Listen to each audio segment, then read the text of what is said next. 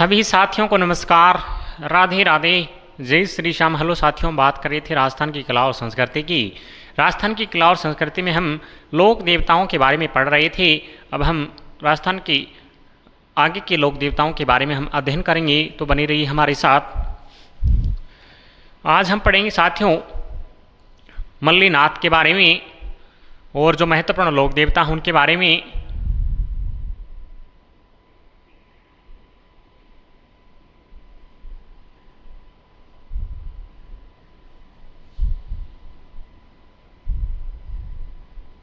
राजस्थान के लोक देवता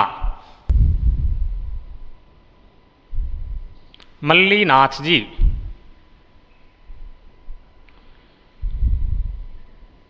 ठीक है साथियों, मल्लीनाथ जी का जन्म कहाँ पे हुआ, इनकी माता का क्या नाम था, इनके पिता का क्या नाम था, और जो महत्वपूर्ण लोक बिंदु हैं उनके बारे में हम चर्चा करेंगे साथियों। सबसे पहले हम बात करते हैं कि मल्लीनाथ जी का जन्म कहाँ पे हुआ था। मल्लीनाथ जी का जन्म है वो महेवा गांव पड़ता है, महेवा गांव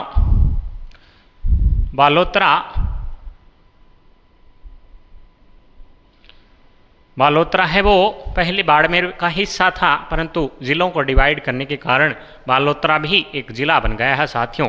1358 ईस्वी की बात आती है साथियों। ऐसा बताया जाता है कि 1358 ईस्वी में मल्लीनाथ जी का जन्म हुआ था। इनके पिता का नाम साथियों सलखाजी था, राव सलखाजी। माता जीणा दे, जानी दे भी मिलेगी साथियों आपको कई जगह, एक ही बात है, जानी दे या जीणा दे एक ही बात है। उसके बाद हम इनके गुरु की बात करते हैं साथियों। इनके गुरु का क्या नाम था? गुरु उगमसी भाटी।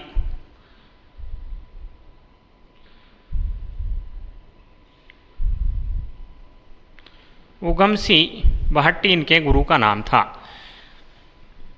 साथियों। मल्लीनाथ जी को सिद्ध पुरुष, मालानी का धनी, चमत्कारी पुरुष, लोक देवता के रूप में पूजा जाता है। तो हम इनके बारे में लिखेंगे।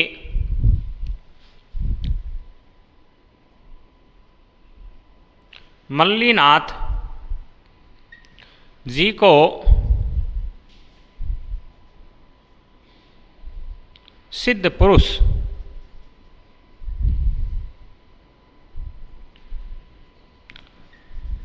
मालानी का धनी, चमत्कारी पुरुष, लोक देवता के रूप में पूजा जाता है। ठीक है साथियों, सिद्ध पुरुष इन्हें क्यों कहा गया है? इनके लिए एक कहावत आती है, 13 तुंगा भांजिया माले सलखानी। उसके ऊपर 13 टुकड़ियाँ को एकल्ले ही परास्त कर देते हैं मल्लीनाथ जी, इसलिए सिद्ध पुरुष कहा जाता है। मालानी का धनी अर्थात बाड़मेर बालोतरा का जो क्षेत्र है उसे मालानी क्षेत्र इन्हीं के नाम पर पड़ा था साथियों, इसलिए मालानी का धनी कहा जाता है। इन्होंने चमत्कार भी किए, चमत्कारी पुरुष कहा जाता है साथियों। जब मल्लीनाथ जी की पत्नी साथियों रूपादे थी, मैंने आपको लोक देवियों में पढ़ाया था रूपाधे माता। रूपाधे माता का अर्थात मल्लीनाथ जी की पत्नी थी रूपाधे माता।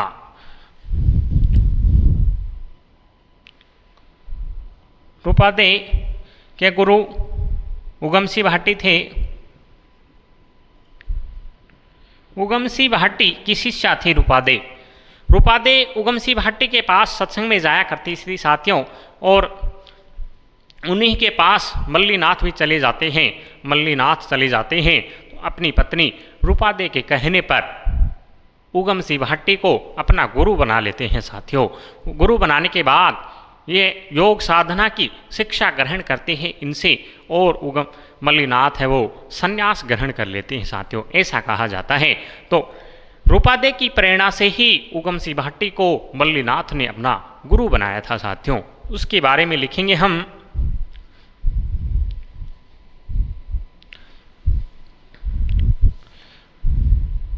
मल्लिनाथ जी हैं मारवाड़ के शासक थे। मल्लिनाथ जी मारवाड़ के शासक थे। अपनी पत्नी रूपादे के कहने पर उगम सिंह भाटी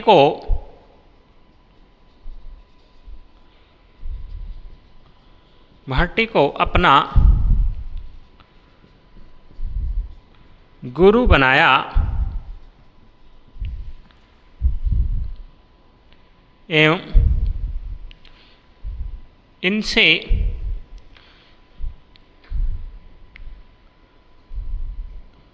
योग साधना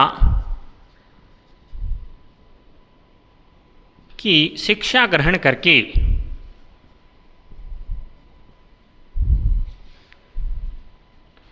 संन्यास ग्रहण किया। ठीक है साथियों, आपको इतनी जानकारी प्राप्त हो गई होगी मल्लिनाथ जी के बारे में। मल्लिनाथ जी मारवाड़ के शासक थे। इन्होंने अपनी पत्नी रूपादे के कहने पर उगम सिंह भाटी को अपना गुरु बनाया। गुरु बनाने के बाद उनसे योग साधना की शिक्षा प्राप्त करते हैं और संन्यास ग्रहण कर लेते हैं। कौन? मल्लिनाथ जी भी। आगे चर्चा करेंगे साथियों अब हम कि मल्लिनाथ जी के नाम पर ही बाड़मेर बालोतरा का नाम मालानी क्षेत्र पड़ा साथियों, उसके बारे में चर्चा करेंगे हम। उसके बारे में लिखेंगे, आप लिख सकते हो मल्लिनाथ जी के नाम पर ही बाड़मेर बालोतरा का नाम मालानी क्षेत्र पड़ा। ठीक है साथियों, वर्तमान में मालानी का नाम गूढ़ा मालानी है। ठीक है साथियों, मल्लिनाथ जी के नाम पर बाड़मेर बालोतरा का नाम मालानी क्षेत्र पड़ा। वर्तमान में मालानी का नाम गूढ़ा मालानी है साथियों। उसके बाद हम आगे की चर्चा करते हैं।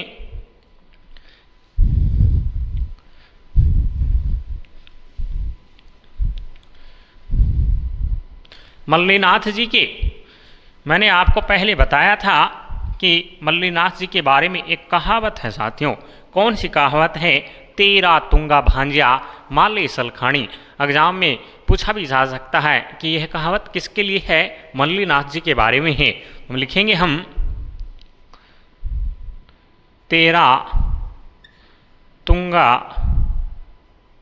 भांजिया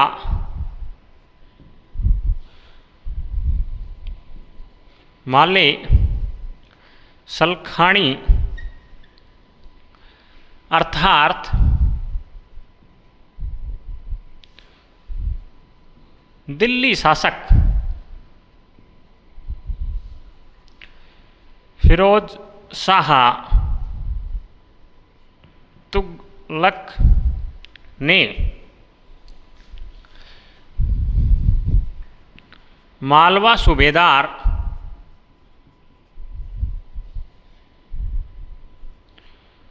निजामुद्दीन को सेना की 13 टुकड़ियां देकर महेवा पर आक्रमण के लिए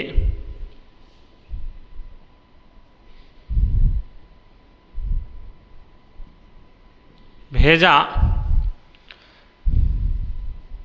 परंतु मल्लीनाथ जी ने एक एक करके सभी को परास्त किया। ठीक है साथियों, यहाँ तक की बात आप सभी को समझ में आ गई होगी। 13 तुंगा भांजिया माले सलखाणी, अर्थात क्या है 13 तुंगा, अर्थात सेना की 13 टुकड़ियाँ, भांजिया मिटा देना, नष्ट कर देना, माले सलखाणी अर्थात सलखा का पुत्र, अर्थात इनके सलखा जी इनके पिता का नाम था। और सलखा, हे सलखा के पुत्र, तुमने तो 13 टुकड़ियों को अकेले ही मिटा दिया। अर्थात दिल्ली शासक फिरोज शाह तुगलक ने मालवा सूबेदार निजामुद्दीन को सेना की 13 टुकड़ियां देकर महेवा, अर्थात इनका जो जन्म हुआ था, अर्थात मारवाड़ पर आक्रमण के लिए भेजा, परंतु मल्लीनाथ जी ने एक एक करके सभी को परास्त कर दिया अकेले ही। तो इनके बारे में यह कहावत है साथियों। आगे चर्चा करते हैं अब हम। तो इनकी पत्नी का जो मंदिर है मालाजाल गांव में, बालोतरा में ही स्थित है इनकी पत्नी का, उसके बारे में लिखेंगे। मल्लीनाथ जी की पत्नी रूपादे का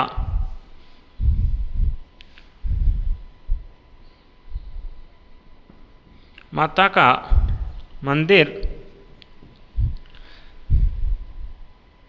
मालाजाल गांव बालोतरा में ही स्थित है। ये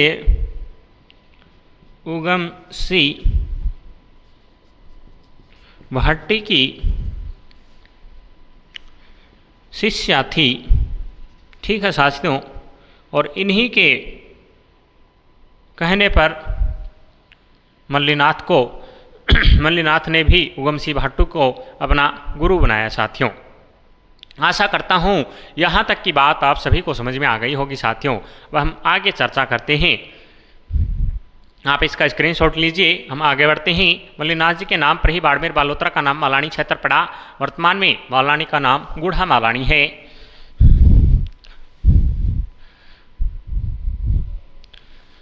उसके बाद हम आगे के बिंदुओं पर चर्चा करते हैं जो महत्वपूर्ण हैं एग्जाम की दृष्टि से।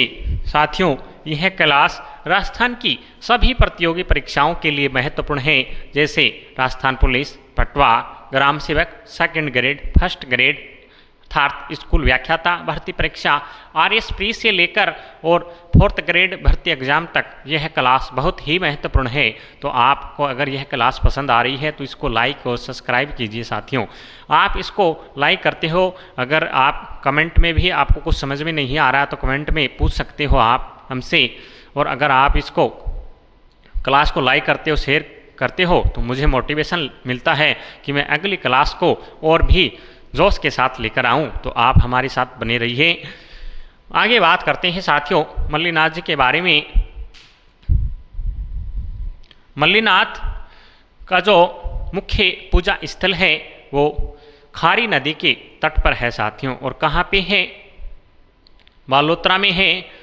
तो उसके बारे में लिखेंगे हम। वहाँ पर मेला लगता है साथियों पशुओं का, और राजस्थान का सबसे प्राचीन पशु मेला लगता है वहाँ पे। उसके बारे में चर्चा करेंगे साथियों हम। मल्लीनाथ जी का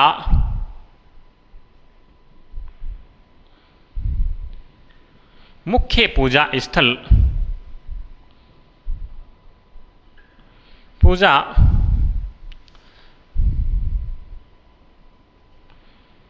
स्थल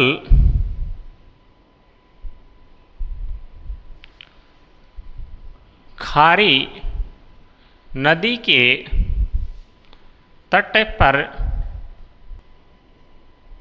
तिलवाड़ा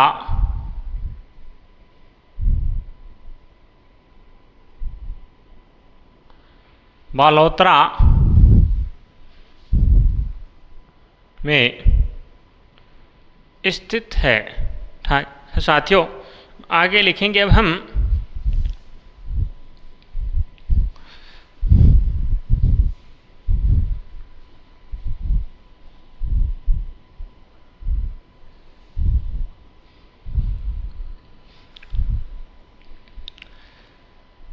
जहां प्रतिवर्ष चैत्र कृष्ण एकादशी से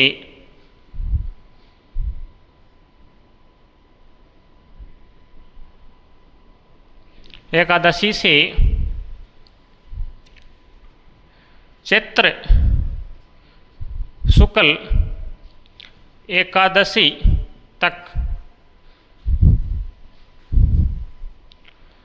पशु मेला भरता है, जो राजस्थान का सबसे प्राचीन पशु मेला है। ठीक है साथियों, मल्लीनाथ जी का मुख्य पूजा स्थल खारी नदी के तट पर तिलवाड़ा बालोतरा में स्थित है, जहाँ प्रतिवर्ष चैत्र कृष्ण एकादशी से चैत्र शुक्ल एकादशी तक पशु मेला भरता है साथियों। और यहीं पर इनका धार्मिक मेला भी लगता है, जो राजस्थान का सबसे प्राचीन पशु मेला है। यह इस मेले में थारपारकर और कांकरेज गायों का सर्वाधिक क्रय विक्रय होता है साथियों। उसके बारे में लिखेंगे हम, जो इस मेले में पशुओं का सबसे प्राचीन पशु मेला है। विभिन्न प्रकार के विभिन्न नस्ल के पशु आते हैं यहाँ पर और उनकी खरीद और फिरौत होती है साथियों। परंतु इस मेले में कांकरेज और थारपारकर नस्ल की जो गायें हैं, उनका सर्वाधिक क्रय और विक्रय होता है। इस मेले में थारपारकर एवं कांकरेज गायों का सर्वाधिक क्रय विक्रय होता है। ठीक है साथियों, यहाँ तक की बात आप सभी को समझ में आ गई होगी। हम आगे की बात करते हैं साथियों। मल्लीनाथ जी के भाई कौन थे? वीरमदेव थे साथियों। वीरमदेव के दो पुत्र थे, चूढ़ा अर्थात रावचुंडा और गांगदेव।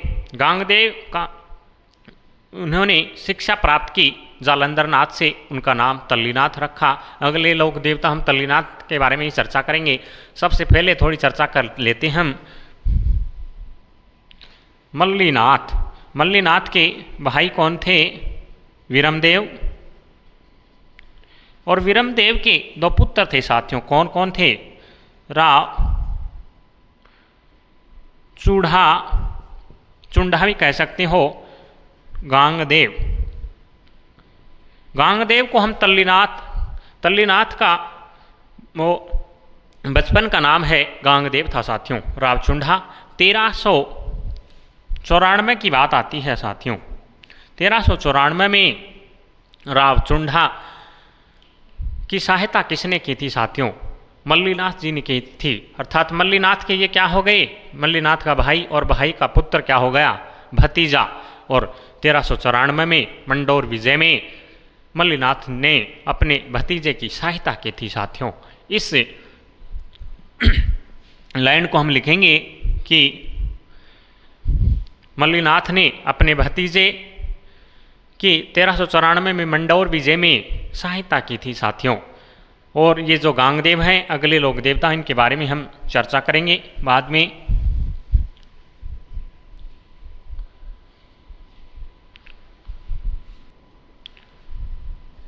मल्लीनाथ जी ने अपने भतीजे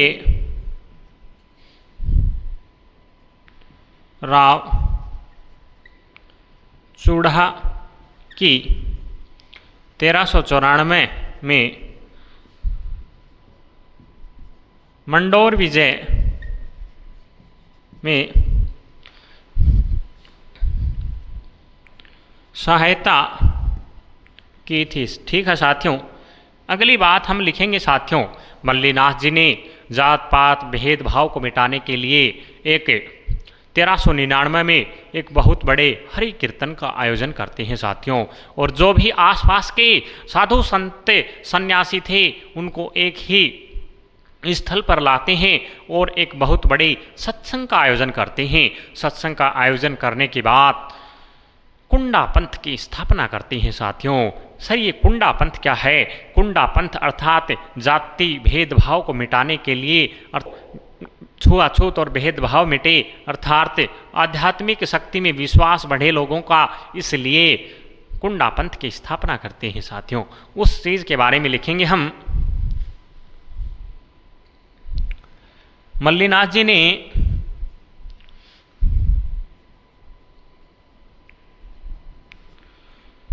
मल्लीनाथ जी ने 1399 ईस्वी में मारवाड़ में एक बहुत बड़े हरि कीर्तन का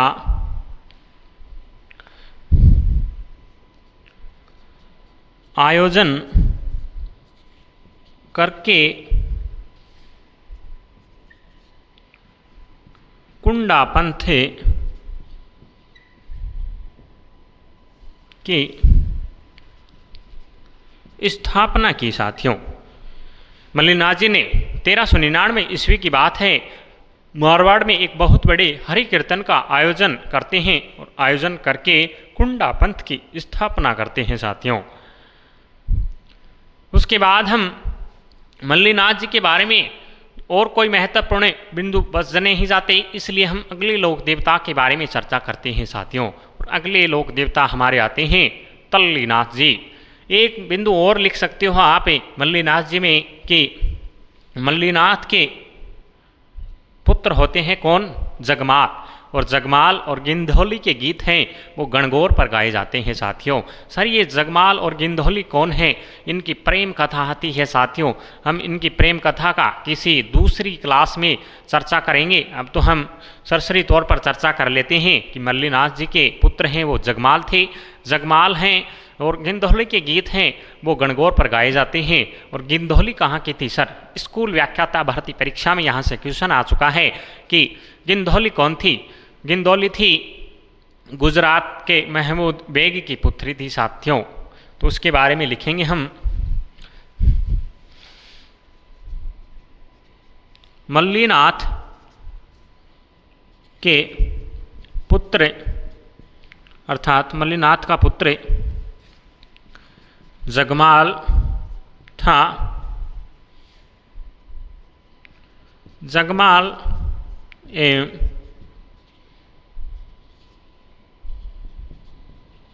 गिंधौली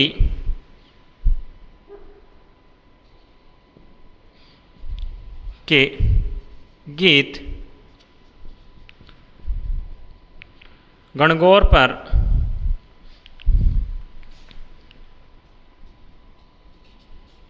गाए जाते हैं। ठीक है साथियों, मल्लीनाथ जी का पुत्र जगमाल था। जगमाल एवं गिंधौली के गीत गणगौर पर गाए जाते हैं। एक नोट लगाकर और एक बात और लिखेंगे हम कि गिंधौली कौन थी? अहमदाबाद गुजरात में पड़ता है, महमूद बेग की पुत्री थी साथियों। नोट लगाकर लिख सकते हो आप कि गिंधौली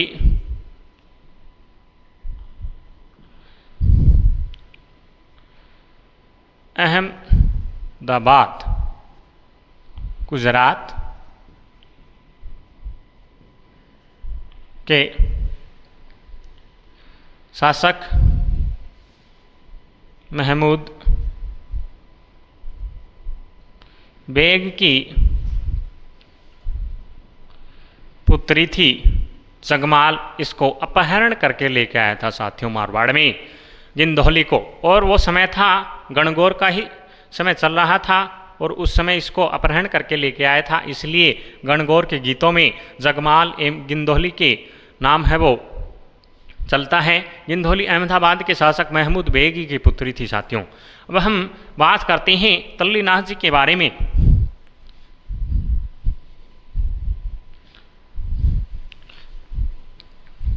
तल्लीनाथ कौन थे? विरमदेव के पुत्र थे और विरमदेव है वो मल्लीनाथ जी का भाई था साथियों। थोड़ी देर पहले चर्चा की थी हमने उसके बारे में।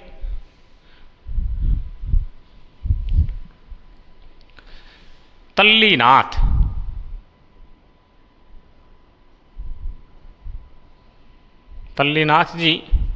तल्लीनाथ जी का जन्म कहाँ पे हुआ, इनके पिता का क्या नाम था और गुरु का क्या नाम था, इनके बारे में हम चर्चा करेंगे साथियों।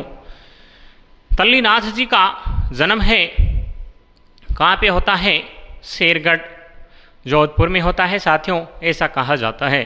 तल्लीनाथ जी का जन्म है वो शेरगढ़ जोधपुर में होता है। और इनके पिता का क्या नाम था सर? इनके पिता का नाम है विरमदेव था साथियों, मैंने थोड़ी देर पहले आपको चर्चा की थी। जन्म शेरगढ़ जोधपुर, पिता विरमदेव, अर्थात कोष्टक में लिख लो मल्लीनाथ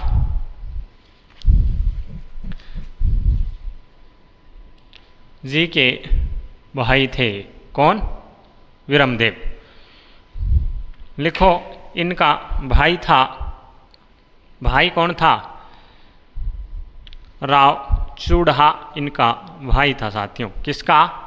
तल्लीनाथ जी का। तल्लीनाथ नाम कैसे पड़ा? ये इनके गुरु थे जालंधर नाथ। गुरु जालंधर नाथ से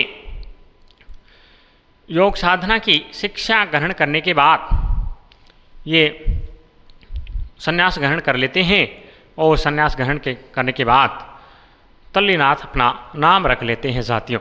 उसके बारे में लिखेंगे हम।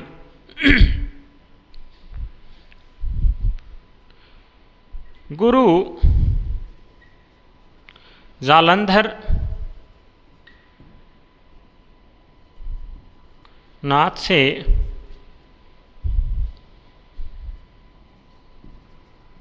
शिक्षा ग्रहण करके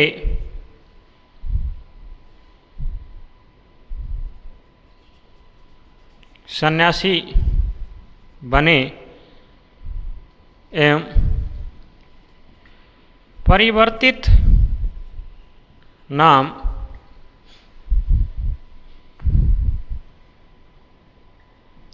तल्लीनाथ रखा। तो सर इनका पहले क्या नाम था?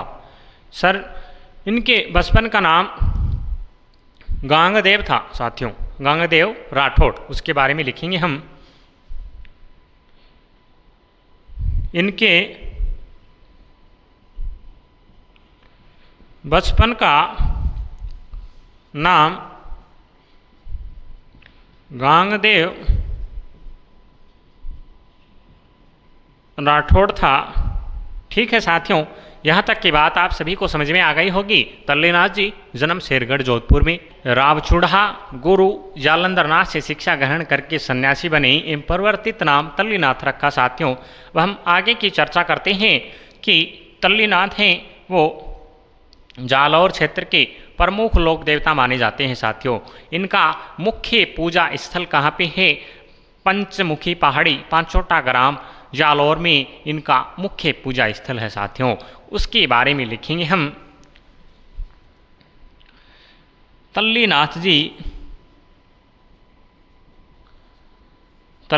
जी जालौर क्षेत्र के प्रमुख लोक देवता हैं, इनका मुख्य पूजा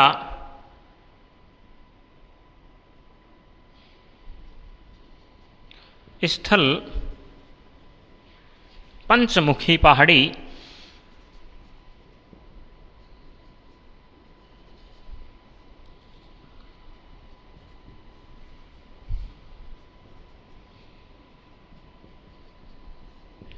पांचोटा गांव जालौर।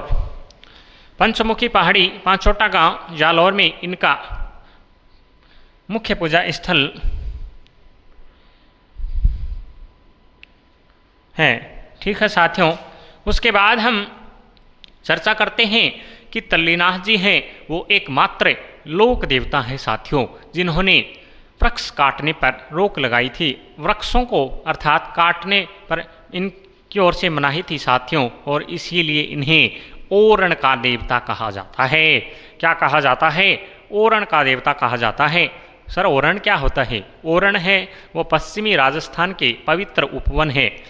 अर्थात साधारण भाषा में बात करें तो किसी भी जो धार्मिक स्थान है अर्थात मंदिर है, उसके चारों ओर का जो वन क्षेत्र होता है, हरे भरे पेड़ पौधे होते हैं, उनको हम ओरण कहते हैं साथियों। कोई धार्मिक स्थान है, मंदिर है, उसके चारों ओर पेड़ पौधे खड़े हैं, अर्थात उनको काटने से मनाही है, और उसे क्या कहते हैं? ओरण कहते हैं साथियों। राजस्थान की एग्जाम में यहाँ से क्वेश्चन आ चुका है कि निम्नलिखित में से ओरण क्या है, तो उसमें लिख रखा था पश्चिमी राजस्थान के पवित्र उपवन, तो उसको भी लिखेंगे हम। आप इसका स्क्रीनशॉट लीजिए, हम आगे बढ़ते हैं।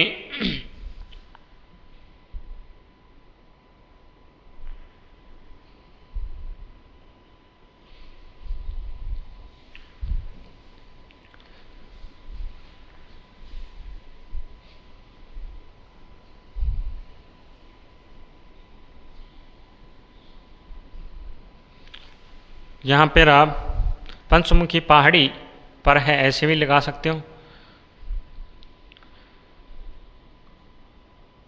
लोक देवता इनका मुख्य पूजा स्थल पंचमुखी पहाड़ी पर है, पांचोटा गांव जालौर में पड़ता है।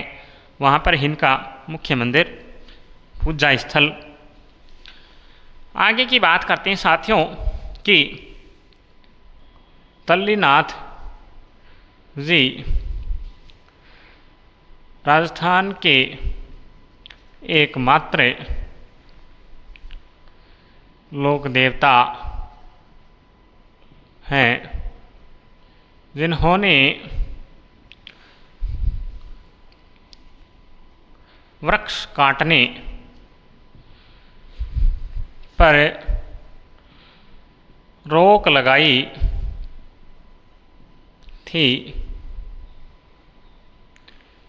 थी। इसीलिए इन्हें ओरण का देवता कहा जाता है।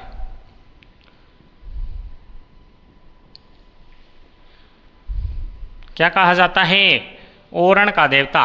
तल्लीनाथ जी राजस्थान के एकमात्र लोक देवता हैं, जिन्होंने वृक्ष काटने पर रोक लगाई थी, इसलिए इन्हें ओरण का देवता कहा जाता है साथियों।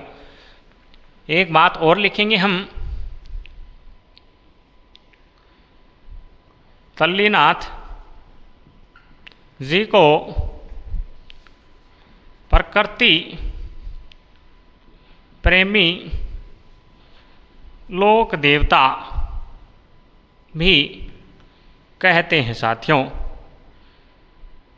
आशा करता हूँ यहाँ तक की बात आप सभी को समझ में आ गई होगी। वह हम आगे की बात करते हैं साथियों। नोट लगाकर लिख लो आप कि ओरण क्या होता है साथियों।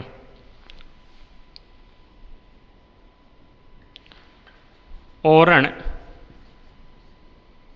क्या होता है? पश्चिमी राजस्थान के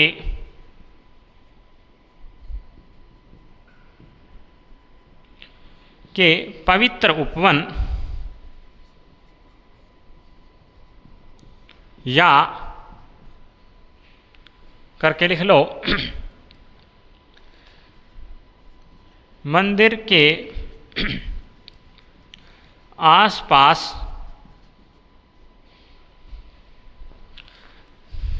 का हरा भरा क्षेत्र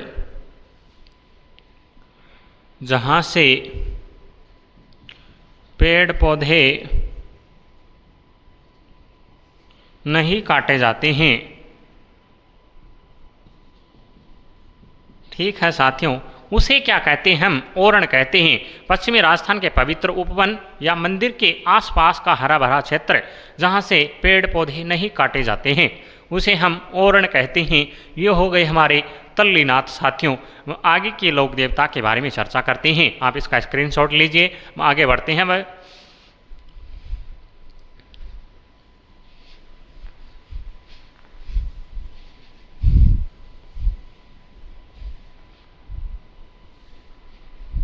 अगले लोक देवता आते हैं हमारे हरिराम बाबा। कौन से बाबा? हरिराम बाबा। हरिराम बाबा का जन्म कहाँ पे हुआ? पिता का क्या नाम था? माता का क्या नाम था? गुरु का क्या नाम था? साथियों, इसके बारे में चर्चा करते हैं। सबसे पहले हम साथियों, ऐसा बताया जाता है कि हरिराम बाबा का जन्म है वो झोरडा गांव नागौर में हुआ था। इनके पिता ब्राह्मण थे, जोशी परिवार से थे, रामनारायण जोशी थे। इनकी माता का नाम चंदनी था और गुरु भूरजी थे। उसके बारे में हम चर्चा करेंगे। जन्म कहाँ पे हुआ? झोरडा गांव नागौर। पिता राम नारायण जोशी, चंदनी देवी भूरजी इनके गुरु का नाम था। साथियों, हरिराम बाबा के मंदिर में साथियों मूर्ति नहीं होती है, बल्कि मूर्ति के स्थान पर सर्प में के जो सांप के बिल होते हैं उनकी पूजा की जाती है और हरिराम बाबा के चरण चिन्हों की भी पूजा की जाती है। साथियों, ऐसा कहा जाता है। इनका मेला है साथियों, इनका मेला वर्ष में 2 बार लगता है। कब लगता है? चैत्र माह में और भाद्रपद माह में। चैत्र शुक्ल चतुर्थी और भाद्रपद शुक्ल पंचमी को इनका मेला लगता है। साथियों, ऐसा कहा जाता है हरिराम बाबा के बारे में कि इनके मंदिर में सर्पदंश का इलाज मंत्रों उच्चारण के साथ किया जाता है। साथियों, मंत्रों का उच्चारण किया जाता है और मंत्रों को क्या कहते हैं? काटा कहते हैं। साथियों, इसके बारे में लिखेंगे हम। इनका मुख्य पूजा स्थल झोरडा गांव में ही स्थित है। इनका मुख्य पूजा स्थल झोरडा गांव में ही स्थित है, जहां सांप की बाम्बी अर्थात बिल, सांप का जो बिल होता है वो, इनका मुख्य पूजा स्थल झोरडा गांव में ही स्थित है, जहां सांप की बाम्बी एवं इनके चरण चिन्हों की पूजा की जाती है।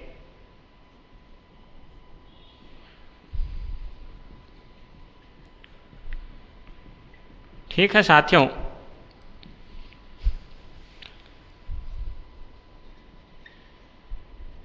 इनका मेला वर्ष में 2 बार चैत्र शुक्ल चतुर्थी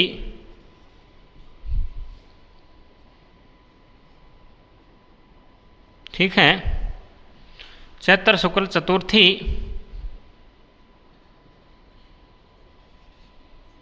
एवं भाद्रपद शुक्ल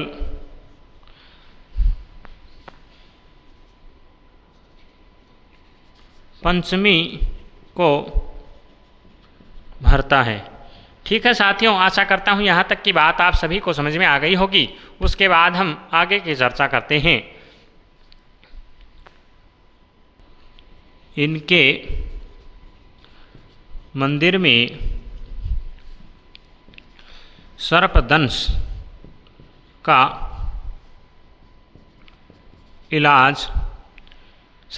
इलाज मंत्रों के उच्चारण से किया जाता है।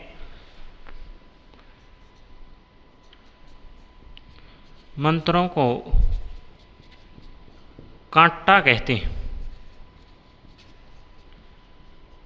ठीक है साथियों, इनके मंदिर में सर्पदंश का इलाज मंत्रों के उच्चारण से किया जाता है। मंत्रों को कांटा कहते हैं। जब किसी व्यक्ति को सर्प काट लेता है तो इनके मंदिर में मंत्र पढ़े जाते हैं साथियों, और मंत्र पढ़ने जाने के साथ ही उस व्यक्ति का अर्थात जहर है वो निष्क्रिय हो जाता है, ऐसा कहा जाता है साथियों। उसके बाद हम आगे की चर्चा करते हैं। हम हरे राम बाबा ये हो गए हमारे। इसके बाद हम अन्य लोक देवताओं के बारे में पढ़ते हैं। अगले लोग देव बाबा के बारे में हम पढ़ेंगे साथियों। देव बाबा है वो गुर्जर जाति के आराध्य देव माने जाते हैं साथियों। कौन सी जाति के? गुर्जर जाति के आराध्य देव माने जाते हैं। देव बाबा का मुख्य पूजा स्थल नंगला जहाज भरतपुर में स्थित है साथियों। इनका भी वर्ष में 2 बार मेला लगता है। चैत्र शुक्ल पंचमी और भाद्रपद शुक्ल पंचमी के दिन इनका 2 बार मेला लगता है वर्ष में। देव बाबा के बारे में और भी महत्वपूर्ण बातें साथियों, इनके बारे में चर्चा करेंगे। सबसे पहले हम लिखते हैं कि इनका वाहन क्या है साथियों। इनका वाहन पाडा क्या है? पाडा या भैंसा इनका वाहन है देव बाबा का। ऐसा कहा जाता है साथियों कि देव बाबा को अगर आपको प्रसन्न करना है, अर्थात आपको पशु के ऊपर कुछ हो जाए तो देव बाबा को प्रसन्न करना है तो इनके मंदिर में 7 ग्वालों को भोजन कराना पड़ता है। कितने? 7 ग्वालों को भोजन कराना पड़ता है। देव बाबा को ग्वालों का देवता अर्थात मेवात क्षेत्र में ग्वालों का देवता पशु पालकों का पालनहार के रूप में पूजा जाता है इनको। उसके बारे में लिखेंगे हम।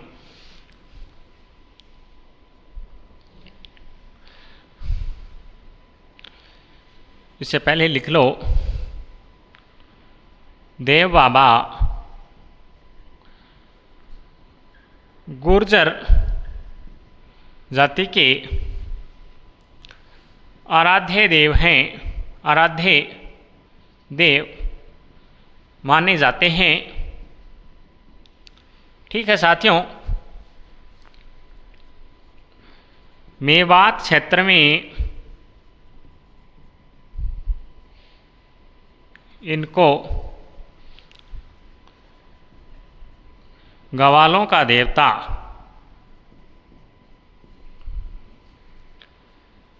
पशु पालकों का पालनहार, मेवात क्षेत्र में इनको ग्वालों का देवता पशु पालकों का पालनहार के रूप में पूजा जाता है। इसमें लिख लो आगे, इनको पशु चिकित्सा का अच्छा ज्ञान था साथियों। क्या था? अच्छा ज्ञान था। इसीलिए इनको पशु चिकित्सा का ज्ञाता कहते हैं। इनको पशु चिकित्सा का अच्छा ज्ञान था साथियों। मैंने आपको बताया था कि आयुर्वेद का ज्ञाता किसे कहा जाता है, और अर्थात शकुन शास्त्र के ज्ञाता थे। शकुन शास्त्र का अच्छा ज्ञान था। हड़बुज के बारे में मैंने चर्चा की थी, मेहजी मंगलिया के बारे में मैंने चर्चा की थी। अर्थात हड़बुजी को शकुन शास्त्र का ज्ञाता कहते हैं साथियों, क्योंकि शकुन शास्त्र भविष्य वक्ता थे। इसी प्रकार ये पशु चिकित्सा का अच्छा ज्ञान होने के कारण ही इनको पशु चिकित्सा का ज्ञाता कहते हैं साथियों। उसके बारे में हम आगे बात करते हैं कि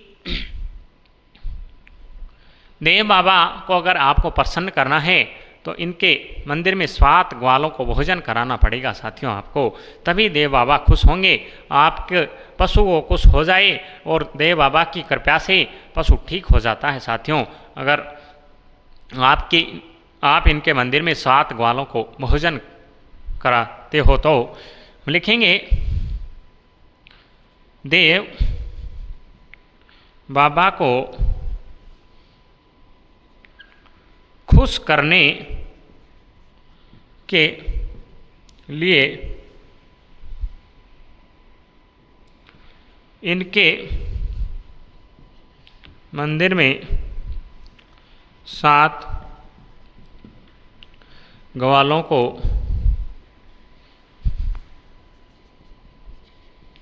भोजन कराना पड़ता है साथियों। इतनी बात आप सभी को समझ में आ गई होगी। देव बाबा को खुश करने के लिए इनके मंदिर में 7 ग्वालों को भोजन कराना पड़ता है। उसके बाद हम आगे लिखेंगे, आप इसका स्क्रीनशॉट लीजिए, आगे की बात करते हैं हम।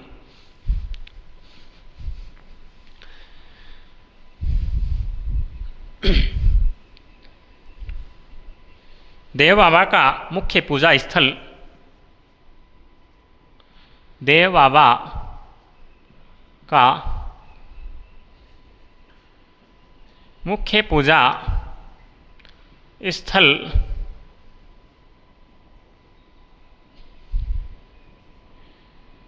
नंगला जहाज भरतपुर में है। देव बाबा का मुख्य पूजा स्थल नंगला जहाज में है, जहां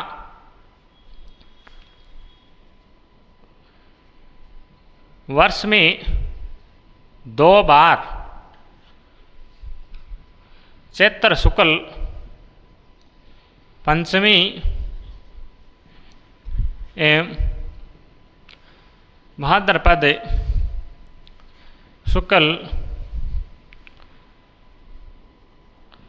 पंचमी को मेला भरता है। ठीक है साथियों, इतनी बात आप सभी को समझ में आ गई होगी। उसके बाद हम आगे की चर्चा करेंगे। साथियों, ऐसा कहा जाता है कि देव बाबा वो अर्थात वीर गति को प्राप्त हो गए थे और इनकी मृत्यु हो गई थी साथियों देव बाबा की। देव बाबा की मृत्यु होने के बाद स्वर्ग को सिधार गए थे, और स्वर्ग सिधारने के बाद इनकी बहन का भात आता है साथियों। क्या आता है? भात आता है साथियों। भात मायरा भरना था, भात भरना था बहन का, और ये तो स्वर्ग सिधार गए थे पहले ही। मान्यताओं के अनुसार ऐसा कहा जाता है कि देव बाबा स्वर्ग लोक से आकर अपनी बहन एलारी का भात भरा था साथियों। एलारी, एलादे ऐसा नाम आपके आ गया है। एलारी ही इनकी बहन थी और उसका भात भरा था स्वर्ग लोक से आकर साथियों। तो उसके बारे में हम लिखेंगे,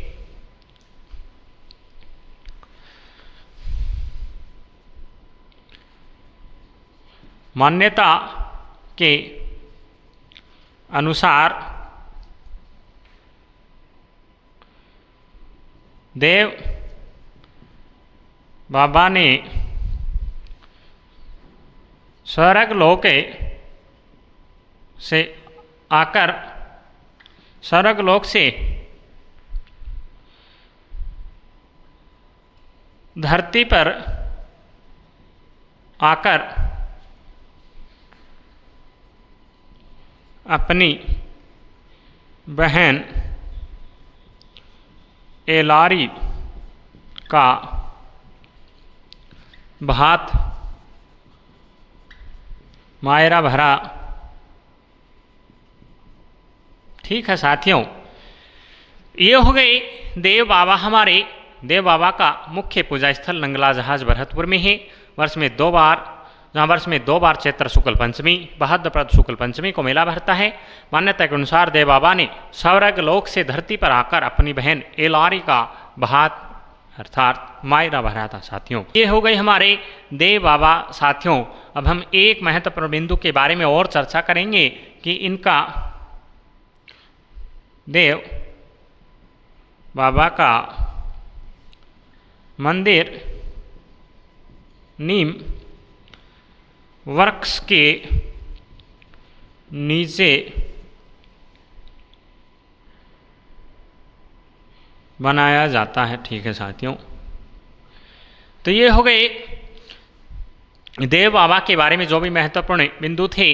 अर्थात राजस्थान में जो भी लोग देवता हैं उनका पूजा स्थल या तो खेजड़ी वृक्ष के नीचे मिलेगा या फिर नीम के वृक्ष के नीचे। अधिकांश लोग देवताओं का इनका मुख्य पूजा स्थल है नीम वृक्ष के नीचे होता है। साथियों, ये हो गई हमारी आज की क्लास। जो भी महत्वपूर्ण लोग देवता और बच गए हैं कल की क्लास में हम चर्चा करेंगे। साथियों, जय श्री श्याम। अगर आपको हमारी क्लास अच्छी लग रही है तो इसे लाइक कीजिए और शेयर कीजिए।